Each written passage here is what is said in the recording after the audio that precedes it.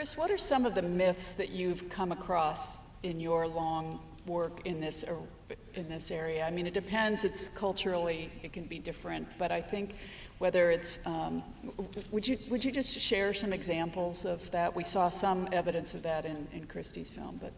Well, I mean, the myths are many in many places, and I think result mostly from a lack of communication between women and their families and communities and the healthcare system.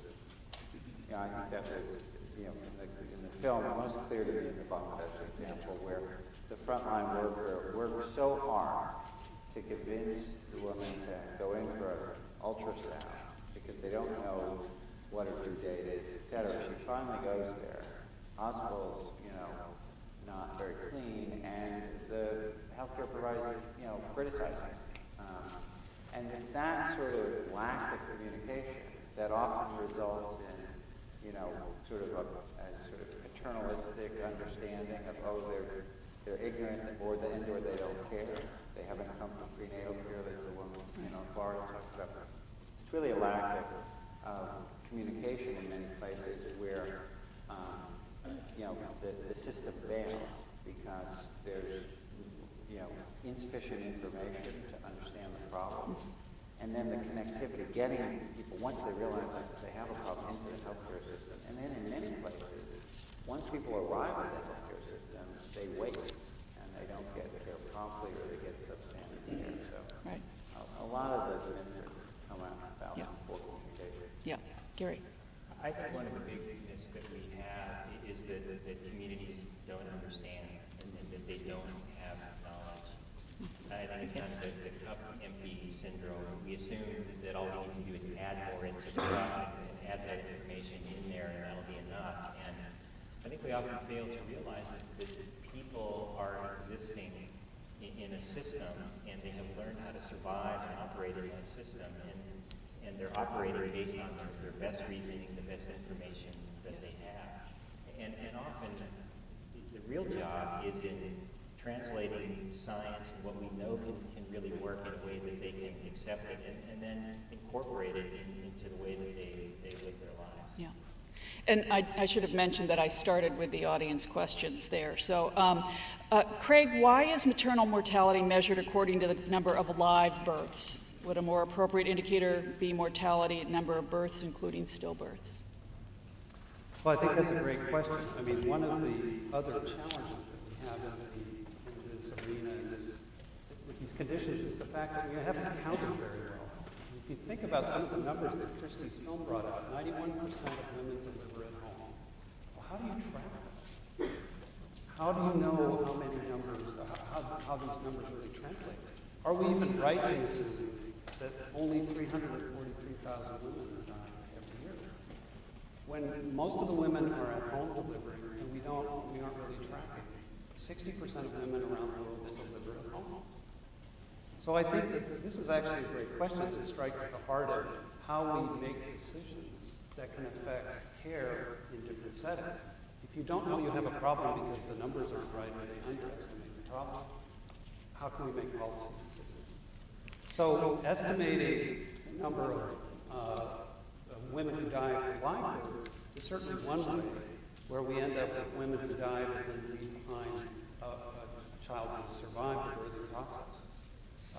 I think another way that we want to think about this is how many women who not only die also lose their infants, because we were losing a large number of those women that die, and also have complications during labor that affect the infant.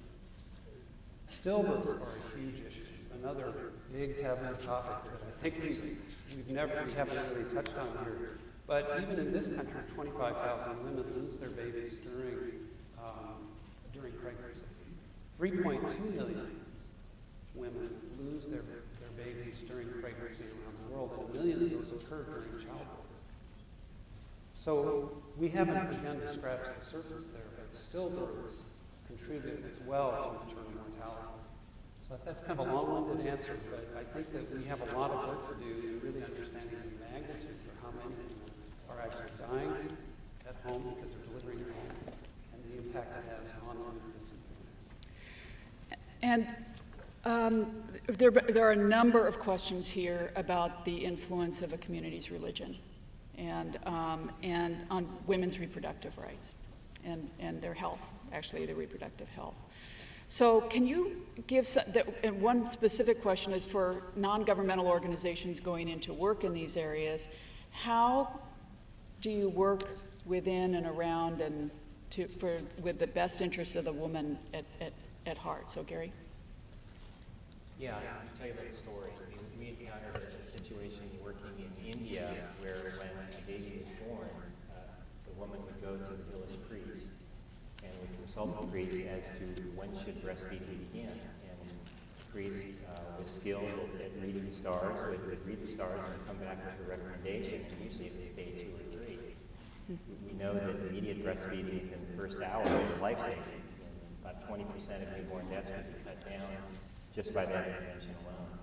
So by engaging with the priest, by developing trust, and I think trust is a huge piece of this, by over some time developing a relationship and having a dialogue, and finally getting to the point of being able to issue a challenge to the priest and say, you recommend this on day 2 or 3, and actually in this one case, this priest actually also had some medical training, and could reason and understood that immediate breastfeeding was helpful. The team, once they had that trust with him, challenged him, could we consider changing this practice? And said, yes, I can do that. And in fact, I will go to the other priests in this community and I will ask them to do the same thing.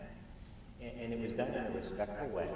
It really put the power in his hands to make that choice and then to pass that information on. It became life-saving.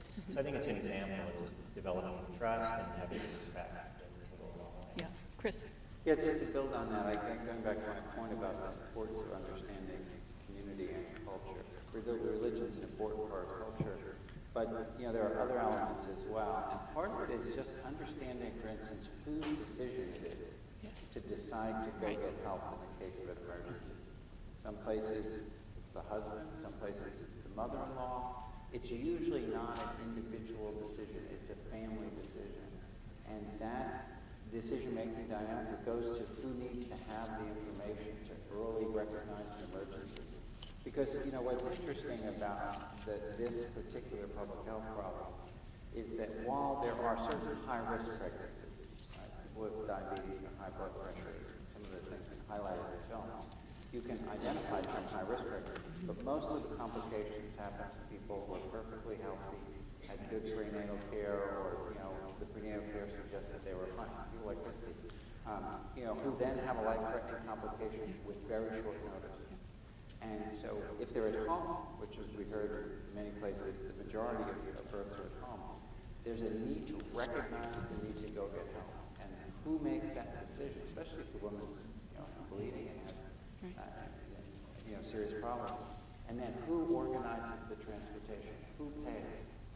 Is there a community insurance scheme that will say, we'll figure out who gets how the taxi driver gets paid later, not now, and take a half an hour to decide who's going to pay him before you go. So those are solvable problems, but they require community dialogue, they require understanding the local family and cultural dynamics to enable those solutions. Right. And Christy, actually that leads to another question in the film. You and I were talking about this, that you paid $30 to provide the van for that woman, as I think anybody in this room would have done. How did you, in other times, you didn't, so how did you make those choices? Yes, well, we definitely didn't want to contribute to the numbers of maternal deaths in the world. We went into this knowing that if anyone got into very serious trouble, we would certainly be helping, and we did provide transport for a number of people. But we also really wanted to understand what happens. What happens, I mean, it's difficult to do when you're in a community for a long period of time and they start to sort of look to you for help. But we did try to set back as long as we possibly could to sort of, without putting her at too much risk, but really to understand what would happen, how would the nurses cope, how would they handle it. And we learned in Tanzania that when there is no other option, the nurses will pool money together. And they don't have a lot of money themselves, but they will do what they can. Because you do find that she wouldn't have had this van, this bouncy ride by herself with her family members she would have been in a crowded bus with many other people, which would have continued to stop along the way, and who knows what would have happened. Exactly. Yeah. So, I think it's probably surprising to many people in the audience that the United States is smack in the middle, nowhere near the top in terms of our effectiveness around maternal health. Craig, can you talk a little bit about why that is? Why is the United States? What are some of the barriers to us doing better? Well, I think we keep going back to Christy's film, which I think is a great testament to what you did. Yes. But I think that the obvious ones occur right here in our own community. If you go south of Seattle 25 miles, you will find women who have very poor access to care, both during pregnancy and at labor and delivery, who wait to the very end until they're really in trouble before they seek care, who really don't understand the very basic principles of how to take care of themselves while they're trying to eke out a living and survive in the communities. And it's only 25 miles away. So those of us that live in these urban centers with high-tech medical care don't realize that in our own communities we are seeing a great disparity continue to increase. And if we look at our African American population, our Native American populations, they oftentimes, in a lot of the complications around pregnancy, whether it's preterm birth, stillbirth, infections, high blood pressure, any of those complications are almost twice as high as what we see in Caucasian populations, and a lot of that has to do with access to care and affordable care. And there are a lot of organizations now that are trying to reach out just within the United States to do what is successfully being done in the developing world to try and improve that with some success. Yeah, we're actually doing a program here called Global to Local, applying global health strategies to low-income populations here, particularly in SeaTac and Tukwila. So would you each briefly reflect on the importance of breaking free of our ideas, our Western models of approaching these problems? And Christy, let's start with you and tapping into what we can learn from the women and the health workers that you encountered. well, it's so interesting to experience what maternity care is like here in the U.S. and people's attitude towards pregnancy and childbirth, and then to be abroad and to see the way things are moving.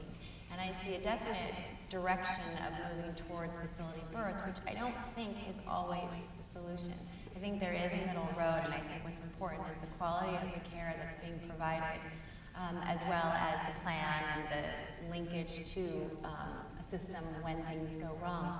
But I don't think, I worry sometimes that access will lead to excess, and I think that excess in this country is contributing significantly to maternal deaths and other very dangerous outcomes.